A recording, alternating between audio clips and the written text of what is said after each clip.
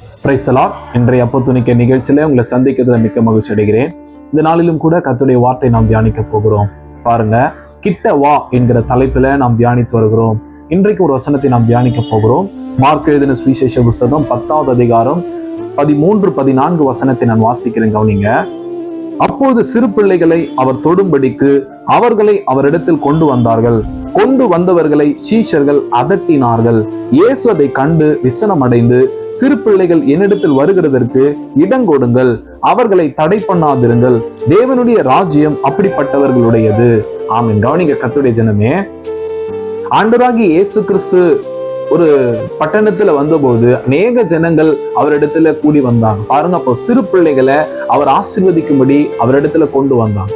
அப்ப கொண்டு வந்தவர்களை சீஷர்கள் பாருங்க அதட்டுகிறாங்க. அவங்களெல்லாம் கொண்டு போகாதீங்க சொல்லி அதட்டும் போது இயேசு சுவாமி பாருங்க விசனம் அடைந்து அவரை பார்த்து சொல்லுகிறாரு, சிறு பிள்ளைகளை தடை பண்ணாதீங்க, அவர்கள் என்னிடத்தில் வர இடம் கொடுங்கள் சொல்லி அவர் அங்க சொல்லுகிறதை நாம் பார்க்கிறோம். பாருங்க கர்த்தருடைய ஜனமே, இந்த காரியத்திலிருந்து நாம் என்ன விளங்கி கொள்றோம்னா, பெரியவர்களாகிய நாம ஆண்டவரிடத்துல கிட்டி சேருகிறோம்.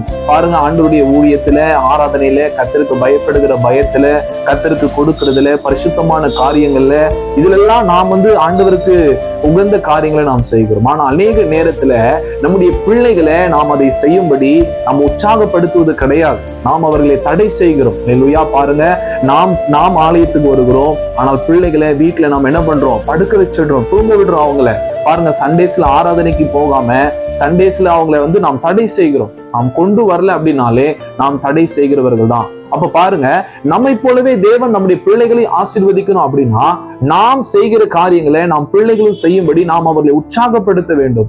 ஆண்டவராகிய இயேசு கிறிஸ்துவிடத்தில் அவர்கள் வருவதற்கு நாம் இடம் கொடுக்கணும். அவங்கள சண்டே ஸ்கூலுக்கு அனுப்பணும், யூத் மீட்டிங்க்கு அனுப்பி விடணும்.